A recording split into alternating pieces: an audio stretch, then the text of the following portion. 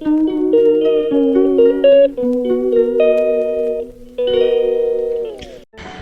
Everyone, তোমরা সবাই কেমন আছো? আশা করছি খুব ভালো আছো। আমিও খুব ভালো আছি। তো তোমাদেরকে স্বাগত আমার ফার্স্ট ব্লগে, আমার চ্যানেলে।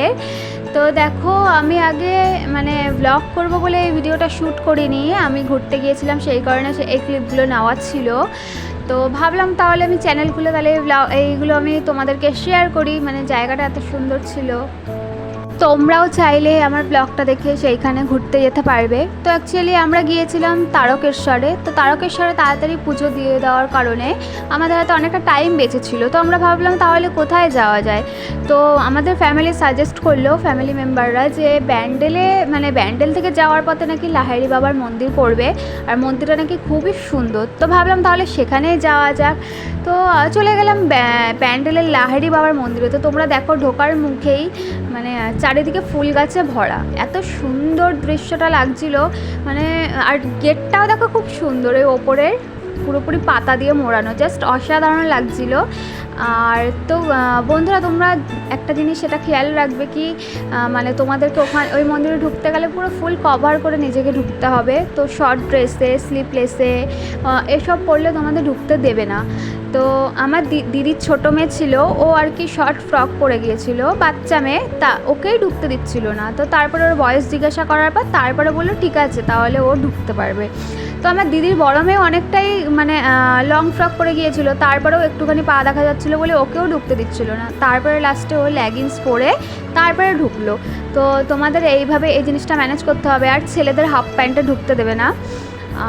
তো তারপরে দেখো, ঢোকার মুখেই না এই যে একটা মায়ের প্রতিমা রয়েছে, দুর্গা মায়ের, খুব সুন্দর। আর এটা কি পাখি তোমরা একটু বলো, আমি জানি না এই পাখিটার নাম কি, বাট খুব সুন্দর লাগছিলো। তোমরা যদি কেউ জেনে থাকো বন্ধুরা, আমাকে একটু কমেন্ট করে জানাবে। তো ঢুকেই দেখো দোলনা পড়ছিল। তো আমি তো দোলনায় চেপেছিলাম। তো তারপরে বললো যে এটা বড়দের না, এটা বাচ্চাদের। তা আমি আবার বলছিলাম তাহলে কি আমি বড়ই হয়ে গেলাম এত, আর আমার ওয়েটটাও কি এত হয়ে গেল যে আমি দোলনায় চাপতে পারবো না। তো তারপরে দেখো, এটা মন্দিরের ভেতরে প্রবেশ করার পথটা, মন্দিরে যেই মন্দিরে আর কি যাবো, সেই মন্দিরে ঢুকতে গেলে নিজেকে তো কভার করতে হবেই। এই যে আমার দিদির বড় মেয়ে দেখো কতটা লং ড্রেসটা পরেছিল, তারপরেও নিচে ওকে প্যান্টটা পরতে হয়েছে। তো নিজেকে তো কভার করতে হবে, তার উপরে মাথায় ওড়না পেঁচিয়ে যেতে হবে।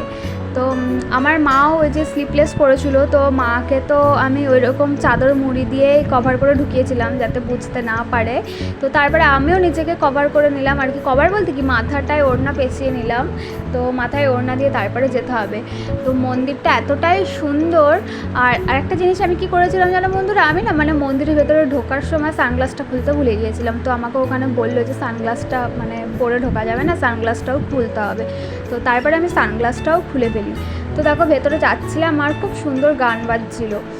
তো আর ওখানে প্যান্ডেলও হচ্ছিলো। আমি আসলে গিয়েছিলাম অনেক দিন আগে, এটা হচ্ছে তোমার হোলির আগে আমি গিয়েছিলাম। তো ওখানে হোলির ওখানে খুব সুন্দর বড় করে অনুষ্ঠান হয়, খাওয়া দাওয়ারও ব্যাপার থাকে, টিকিট কেটেই খেতে হবে।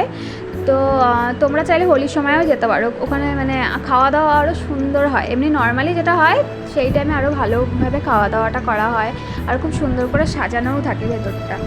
তো আমরা আস্তে আস্তে এগোতে থাকছি, আর আশেপাশে দেখো গাছপালাতে ভর্তি। আর এই যে তো দেখো, আমি এই মন্দিরে প্রবেশ করছি। আর এই মন্দিরে প্রবেশ করতে না তোমাদের একটা আমার তো খুব ভালো লেগেছে, তোমাদেরও ভালো লাগবে। ঢুকতে গিয়ে সামনে জল দেওয়া আছে ওইখানটা, ওখানে না পাটা ধুয়ে প্রবেশ করতে হয়। আর এই জিনিসটা আমার খুবই ভালো লেগেছে। আমি এই যে এই সামনে জলটা দেখেছিলে, এই জলের মধ্যে পা দিয়ে তারপরে প্রবেশ করতে হয়েছে। আর ভেতরে যেহেতু ফোন নেওয়া ভিডিও করা অ্যালাউ ছিল না, তাই আমি করতেও পারিনি। আর জানো তো ওইখানে অনেক বড় বড় মাছ আছে। ওই মন্দিরের ওপরে উঠে ওই নিচে যে জলটা ফোয়ারা টাইপের একটা ছিল, ওখানে অনেক বড় বড় মাছ ছিল। আর তারপরে আমরা বেরিয়ে এই যে আশেপাশটা ঘুরছিলাম, পুরোটাই পুরো গাছপালা তো ভর্তি, ফুল গাছ, নানা রকম গাছ। তোমাদের খুব ভালো লাগবে, গেলে একদম মনটা তোমাদের শান্ত হয়ে যাবে, আসতে ইচ্ছা করবে না। আর এখানে না একটা কচ্ছপ দেখানোর চেষ্টা করছি, তোমরা দেখেছো কিনা জানি না। তো তারপরে আমরা খাওয়ার ওখানে চলে গেলাম। খাওয়াতে ছিল ভাত, ডাল, চাটনি, আর একটা তরকারি, আর একটা পটল আলু দিয়ে মনে হয় কিছু একটা ছিল, অথবা সোয়াবিন ছিল, আমার খেয়াল নেই অতটা। আর খাবারগুলো খুবই টেস্টি ছিল, মন্দিরটাও যেরকম সুন্দর আর খাবারগুলো। তো গাইস আমাদের এই খাওয়ারের প্লেটটা এক একজনের 80 টাকা করে পড়েছিল।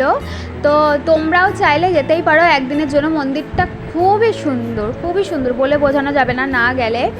তো আমি তো ট্রেনে করে যাইনি, তাই আমি ট্রেনের লাইনটা বলতে পারবো না। এবার ব্যান্ডেলে পড়ে, ব্যান্ডেলে ট্রেন থেকে নেমে টোটোওয়ালাকে বললেই তোমাদের লাহিড়ী বাবার মন্দিরে নিয়ে যাবে। আর যাওয়ার সময় দেখবে দুপাশে পুরো গাছপালা ভর্তি, সরু রাস্তা, মানে খুব সুন্দর লাগে। আর মন্দিরের বাইরে না মানে প্রচুর দোকান পাশে, খুব সুন্দর লাগে। তো আজকের মতো একটু টাটা, তোমরাও যেও পারলে।